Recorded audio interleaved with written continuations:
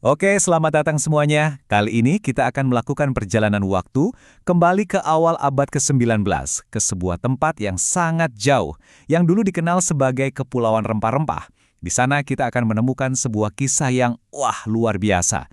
Ini tentang kesetiaan, tentang pengorbanan, dan tentang bagaimana satu kehidupan ternyata bisa meninggalkan warisan yang terus tumbuh melintasi zaman.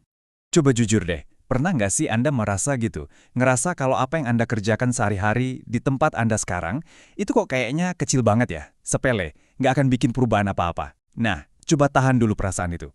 Soalnya, kisah yang akan kita bahas hari ini punya jawaban yang mungkin banget akan bikin Anda kaget. Oke, mari kita mulai dengan kenalan sama tokoh utama kita. Namanya mungkin kedengaran asing ya buat sebagian besar dari kita. Tapi kisahnya, ini dia jawaban dari pertanyaan tadi. Dia adalah seorang pria yang berani meninggalkan semua kenyamanan hidupnya demi menjawab sebuah panggilan ke ujung dunia. Yap, ini dia orangnya, Joseph Camp. Coba kita bayangin konteksnya ya. Ini tuh awal tahun 1800-an. Belum ada pesawat, apalagi internet.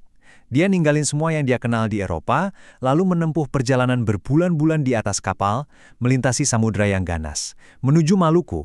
Tujuannya bukan buat cari rempah-rempah atau kekayaan, tapi untuk sebuah misi yang akan dia jalani seumur hidupnya.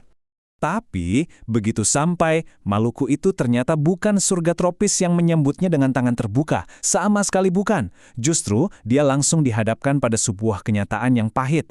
Tantangan yang ada di depannya itu, bisa dibilang hampir mustahil untuk diatasi. Coba dilihat medannya. Ratusan pulau kecil-kecil yang tersebar di lautan luas yang ganas. Buat mengunjungi satu jemaat aja, dia harus berhari-hari naik perahu sederhana. Seringkali harus melawan badai dan ombak besar. Dia hampir selalu sendirian, dengan bekal dan sumber daya yang, seadanya banget. Ini bukan cuma soal tantangan fisik, ini pertarungan nyawa setiap hari. Nah, ini dia yang membuat Joseph Camin itu luar biasa. Dia nggak nunggu kondisinya ideal dulu. Dia nggak bilang, nanti deh kalau perahunya lebih aman, atau saya butuh dana lebih besar baru jalan. Nggak sama sekali.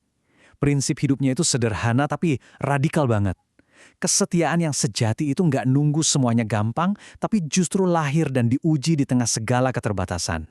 Terus gimana caranya dia menghadapi semua itu? Jawabannya ternyata bukan dengan kekuatan fisik atau modal nekat semata, tapi dengan sebuah strategi yang sangat cerdas. Dia sadar betul kalau pelayanannya itu lebih dari sekedar berkhotbah keliling. Tujuannya jauh lebih besar, membangun sesuatu yang akan bertahan lama, bahkan setelah dia nggak ada lagi. Pendekatan itu holistik, alias menyeluruh. Pertama, dia mengajar, membangun fondasi iman yang kuat dari nol. Kedua, dia menata gereja, menciptakan sebuah struktur organisasi supaya komunitas itu bisa berjalan secara mandiri. Dan yang paling penting, yang ketiga, dia tidak menjadikan dirinya sebagai pusat segalanya. Justru sebaliknya, dia membina dan mengangkat pemimpin-pemimpin dari masyarakat lokal. Dia memberdayakan orang-orang di sana. Ini dia filosofi intinya. Pelayanannya itu bukan soal menciptakan kembang api semangat yang meriah sesaat lalu padam. Bukan. Misinya itu ibarat menanam pohon, bukan cuma metik bunga. Dia ingin iman itu punya akar yang dalam, tumbuh jadi dewasa, dan cukup kuat buat menahan badai, bahkan ketika dia sudah nggak ada lagi untuk menyiraminya. Jadi, berhasil nggak dia? Pohon yang dia tanam dengan susah payah itu akhirnya berbuah nggak sih? Setelah bertahun-tahun kerja keras, pengorbanan, dan kesetiaan di tengah segala kesulitan, apa sih hasilnya? Yuk kita lihat warisannya. Coba deh, kita renungkan ini sejenak. Satu orang, satu kehidupan yang didedikasikan sepenuhnya. Tapi dampaknya terasa sampai ratusan tahun kemudian. Sampai hari ini kita bisa ceritakan. Inilah kekuatan yang luar biasa dari sebuah pelayanan yang tekun dan setia. Inilah warisannya. Bukan patung perunggu atau gedung megah yang dinamai menurut namanya. Bukan. Warisannya adalah sesuatu yang hidup. Sebuah komunitas iman yang kokoh di Maluku. Yang masih kuat sampai detik ini. Fondasi yang diletakkan 2 abad yang lalu itu ternyata luar biasa, mampu menopang generasi demi generasi. Dan ini mungkin pelajaran terbesarnya buat kita semua. Jangan pernah meremehkan arti kesetiaan Anda hari ini, sekecil apapun kelihatannya.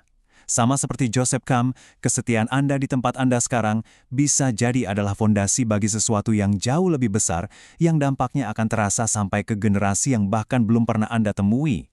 Kisah Joseph Camp ini memang luar biasa, tapi ini bukan cuma sekedar cerita sejarah untuk dikagumi, ini adalah cermin, sebuah panggilan yang sangat relevan untuk kita semua, di sini dan sekarang.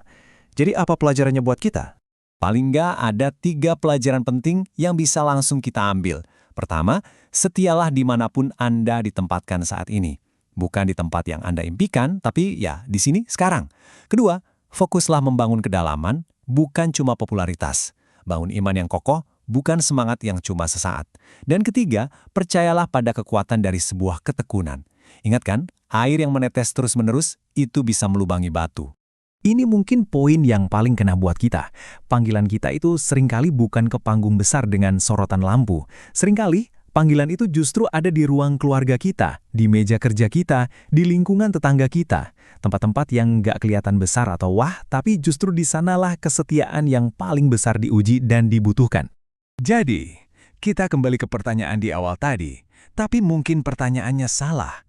Mungkin ini bukan tentang seberapa besar dampak kita, tapi seberapa besar kesetiaan kita.